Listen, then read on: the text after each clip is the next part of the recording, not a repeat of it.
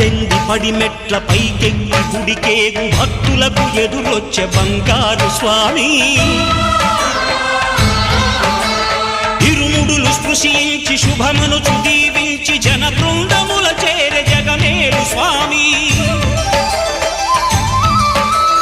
తన భక్తులనరిల్చు తప్పులకు తడబడి ఒక పక్క ఒరిగెన ఓంకారమూర్తి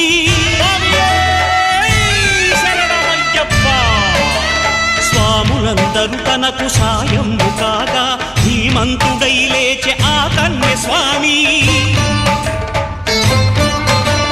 పట్టబంధము వీడి భక్తతతికై పరుగు పరుగున వచ్చే భూమిపైకి నరుడై